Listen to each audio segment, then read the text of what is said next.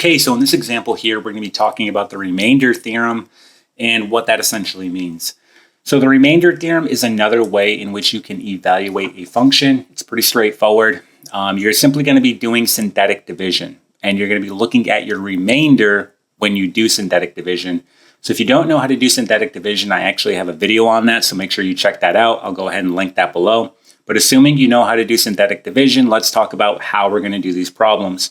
So looking at the first problem, you see that I have f of a equal to this polynomial here. It's a fourth degree polynomial, and they want me to evaluate it at a equal to 5. You can see that right here. So in other words, you would typically just do f of 5, and then you'd set that equal to the polynomial, and then wherever you see an a, you would be plugging in a 5, okay? And so to get around that, a much easier method is to do synthetic division, because then I don't have to deal with these higher degree variables here, here, and here. It's going to be less work. So for example, we're going to set up synthetic division, and you'll be able to see how it looks.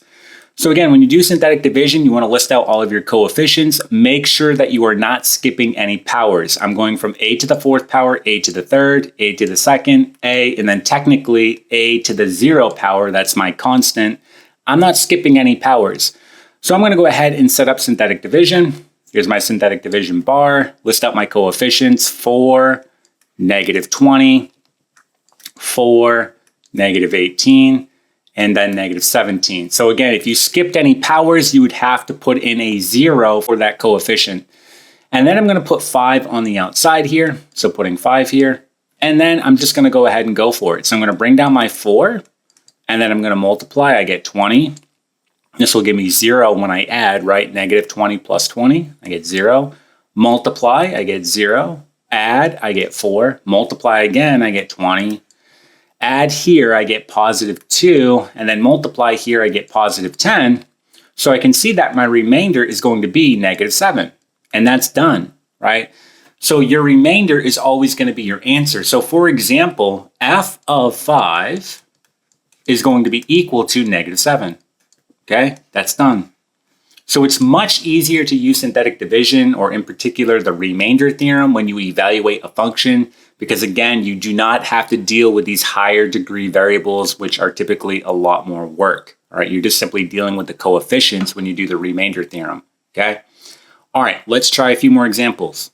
So here's our next example. First thing, look at the polynomial. Are you skipping any powers? I'm going from x to the third power, x to the second, x, and then again, technically your constant is x to the 0 power. I'm not skipping any powers, meaning I don't have to include any zeros when I list out my coefficients, okay? So my coefficients here are 1, -1, 7, and then -6, and then again, -2 is going to go on the outside. That's what I'm trying to evaluate. So going ahead and doing synthetic division, I bring down my 1, and then I multiply, and then I add here, and then I multiply, add, multiply. So I get -26. When I add here, I'm going to end up with -32. So I get -32 for my remainder. So I know that g of -2 is going to be equal to -32. Okay, and that's done. All right, let's try a few more examples.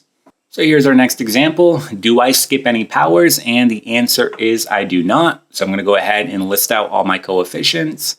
I get 1, I get 8, I get 13, -15, and then -33.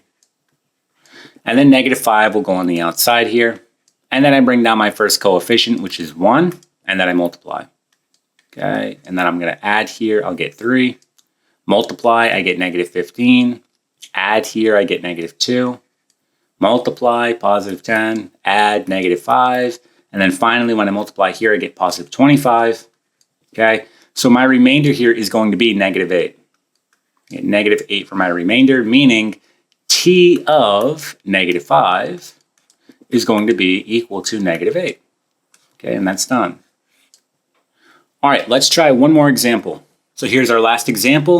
First thing, check the polynomial. Are you skipping any powers? And in this one here, I am. I'm missing that m² power. I go from m to the third power right to m to the first power. And then again, technically this is m to the 0 power. I'm missing m squared, so I have to include a 0 for that coefficient. So when I do synthetic division, I'm going to write 1. And then again, I'm missing m squared, so I put a 0 here. And then I go to m to the first power, which is negative 15. That's the coefficient in front. And then negative 19, my constant. Okay? Make sure you include that 0. If you don't include that 0, you are going to get it wrong. Okay? So we're going to go ahead and bring down negative 3 now. Put that on the outside. That's what we're trying to evaluate at. So we're going to bring down 1, and then we multiply. And then we add, and then we multiply. And then we add, and then we multiply one last time. We get positive 18. So my remainder here is going to be negative 1. Okay? Meaning a of negative 3 is going to be equal to negative 1. Okay? And that's done. So that is how you can evaluate functions using the remainder theorem. It's definitely a lot easier because, again, you do not have to worry about these higher degree polynomials that typically result in larger numbers and can be a little more challenging to calculate or evaluate. All right, so that's pretty much it. I hope the video helped you. I hope that you gained something from it.